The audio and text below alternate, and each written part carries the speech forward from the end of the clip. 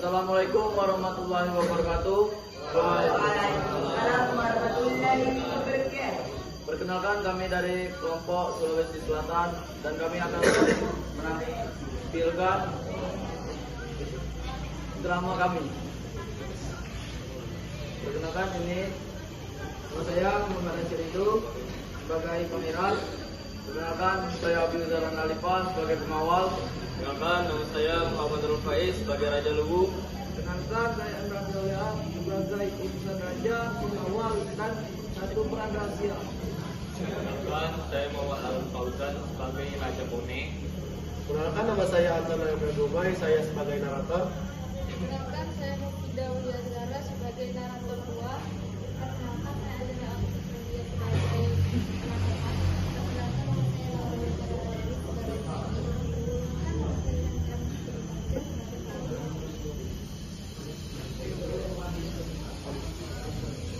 Saksikanlah drama kami berikut ini.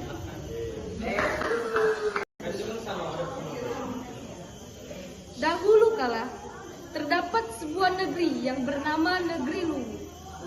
Negeri Luwu tersebut terletak di daerah Sulawesi Selatan. Negeri Luwu dipimpin oleh seorang raja yang bernama La Bustana Datu Maungge, sering dipanggil dengan Raja Luwu. Karena sikapnya yang adil, arif, dan bijaksana, maka rakyatnya hidup makmur. Ratu Luwu mempunyai seorang anak perempuan yang sangat cantik, bernama Putri Tandampalik.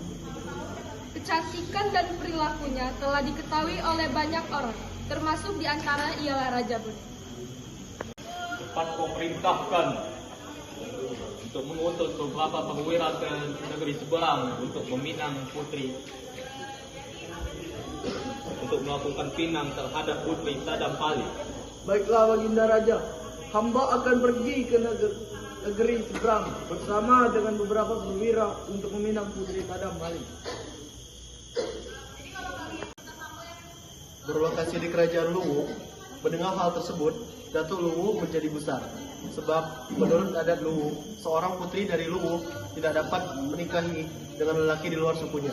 Tetapi, jikalau pinangan ini ditolak, akan gawat jadinya. Teka main. Kalau Neke menikahkan putri Neke, Neke takut akan menerima hukuman dari dewa. Tapi kalau Nake tidak menikahkan putri Nake, Nake takut akan kemarahan Raja Bone. Dan Neke tahu Raja Bone akan menyulut peperangan.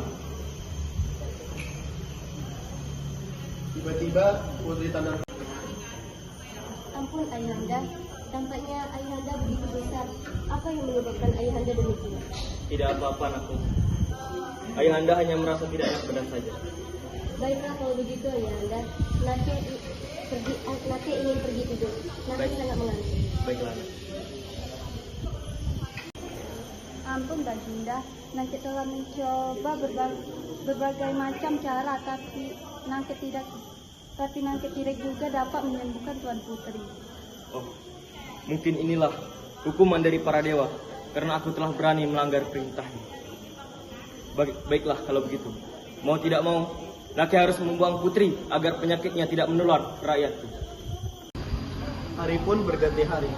Keadaan Putri Tandampalik semakin kurus. Pada suatu malam bertepatan dengan datangnya bulan purnama, mereka tiba di sebuah pedesaan yang landai. Pada suatu hari, di saat Putri Tandampalik duduk sendiri di halaman rumah,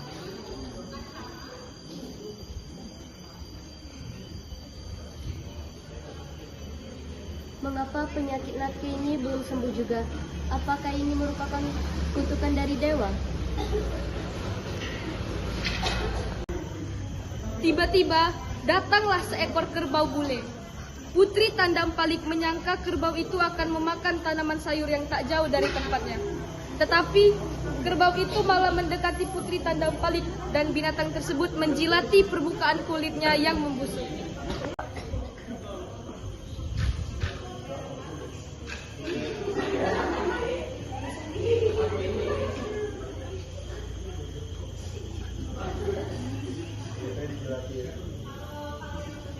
Setelah kerbau tersebut, apa yang yang terjadi dengan kulitku? Mengapa kulitku tampak mengering? Apa yang sebenarnya dilakukan oleh kerbau itu? Dari hari ke hari kerbau itu datang lagi. Seperti biasa, ia selalu menjilati kulit putri Tandampalik yang amat busuk. Hingga lama-lama penyakit kulit putri Tandampalik menjadi kering dan akhirnya dia benar-benar sembuh. Putri dan seluruh pengikutnya merasa bersyukur kepada Tuhan. Dan sebagai ungkapan rasa terima kasih kepada si kerbau bule, Putri Tandampalik melarang seluruh pengikutnya mengganggu ataupun menyembelih kerbau bule tersebut. Adat ini berlaku hingga dengan sekarang. Pada suatu malam, Putri Tandampalik bermimpi bertemu dengan seorang pangeran yang sangat tampan. Laki adalah jodohku. Dengan panah, laki akan datang lagi menjemputku.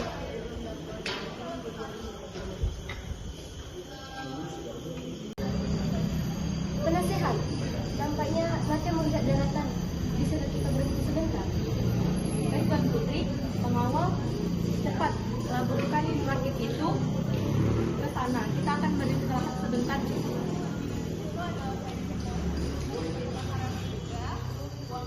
Tuan Putri, hamba hanya menemukan buah ini dengan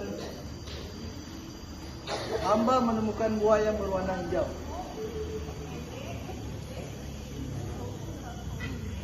Baiklah pengawal, kalau begitu aku akan menamakan buah ini dengan nama wajah. Akhirnya, Raja Luwu membuang Putri Tandampalik dengan rakit yang akan diikuti oleh beberapa orang pengikut setianya. Sebuah rakit raksasa dibangun di atas sungai. Di bagian tengahnya, dibuatkan rumah-rumah untuk kamar sang putri. Di sekitarnya diisi dengan bahan perbekalan. Sebelum berangkat, Baginda Raja memberikan sebuah pusaka berupa keris kepada Putri Tandampalik. Rakit kemudian berjalan pelan menuju arah muara. Putri pun terbangun dan kemudian ia tersenyum kecil. Keesokan harinya pun di kerajaan Bone. Sang pengawal, hari ini merupakan hari pesta perburuan dan Nakela yang menjadi pemimpin pada hari ini. Untuk itu, mari kita segera pergi ke hutan. Baik, pangeran.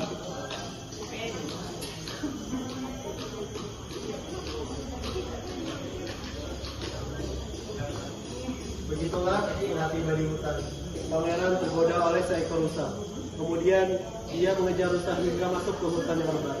Namun tiba-tiba ia kehilangan buruannya dan ia tersesat di dalam hutan tersebut.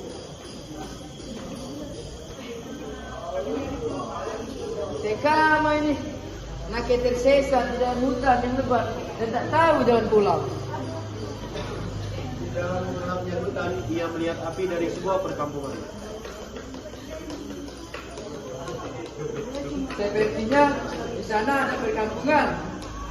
Lebih baik kita menuju ke sana sebelum malam semakin gelap. Pangeran pun lalu memasuki bangunan yang sebesar di antara rumah-rumah lainnya. Kemudian dia melihat Putri Tandampalik yang sedang tertidur pulas dan ia pun terpesona dengan kecantikan putri tersebut. Cantik nan jelita parasnya, wajahnya pun begitu bersinar. Di dalam tiba-tiba Putri Tandampalik pun terbangun setelah ia melihat wajah pangeran tersebut. Ia teringat pada mimpinya. Apakah Nake sedang bermimpi? Wahai Putri Jelita, engkau tidak sedang bermimpi. Apabila aku sedang tidak bermimpi, siapa aku sebenarnya? Mengapa engkau tiba-tiba muncul di hadapanku? Wahai Putri, Nake tersesat ke dalam hutan ketika pergi berburu bersama para penawan Nake. Dan kemudian Nake melihat perkampungan itu. Oh, baiklah kalau begitu. Kau boleh tinggal untuk sementara waktu di perkampungan ini. Perkenalkan, namaku Putri Tandampalik. Terima kasih Putri. Nama ke Pangeran Bone dari negeri seberang. Setelah mereka saling berbincang, Pangeran Bone pun menyampaikan isi hatinya. Ia bermaksud untuk meminang sang putri, dengan maksud untuk dijadikan sebagai permasyurinya. Tiba-tiba para pengawal Pangeran Bone berdatangan ke perkampungan itu.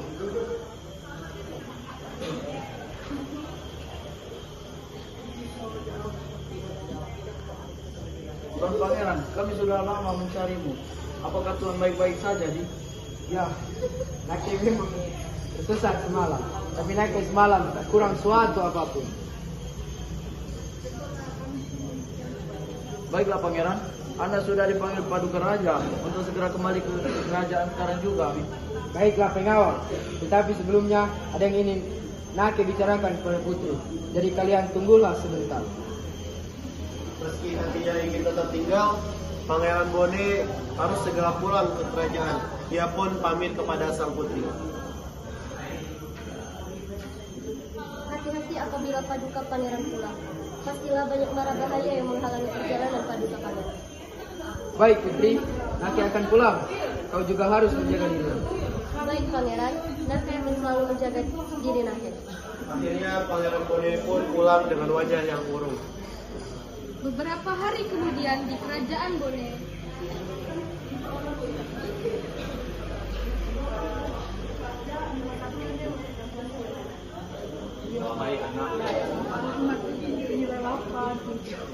Wahai anakku, bapakmu pulang bekerja, ada kehilangan. Ampun ayahanda, Ananda sedang memikirkan seorang putri yang cantik dan jelita berasal dari Wajo. Itu rupanya anakku. Siapa gerangan putri itu anakku? Kau harus ingat, engkau telah ditunangkan dengan putri yang berasal dari negeri seberang. Baiklah ayahanda, Ananda akan selalu ingat akan hal itu. di balik itu semua, pangeran tidak tahu sebenarnya bahwa Putri Wajo adalah putri Tandampalik yang dibuang oleh ayahnya karena penyakit kulit. Karena melihat putra tunggalnya yang terus bermuram durja, akhirnya Ratu Bone memutuskan menyuruh sang pangeran untuk meminang Putri Wajo.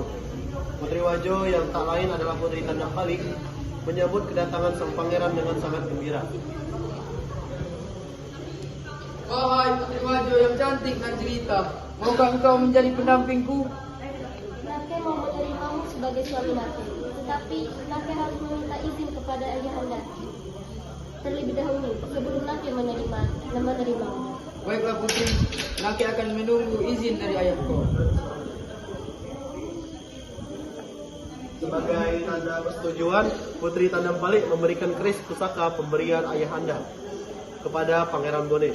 Kemudian rombongan pun meninggalkan Wajo setelah sampai di Bone. Rombongan segera mempersiapkan kunjungan untuk kedua kalinya ke negeri Lau. Sementara itu di kerajaan Lau,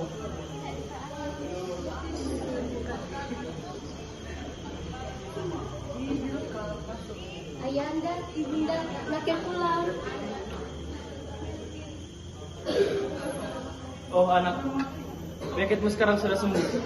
Dan sekarang kau sudah semakin cantik. Ya ayahanda, ini berkat kerbau bule yang telah mengkilat penyakit kulit Nake, sehingga Nake dapat kembali seperti sedia kala. mereka pun kemudian bercerita untuk melepas rindunya. Beberapa waktu kemudian, datanglah rombongan dari kerajaan Bone.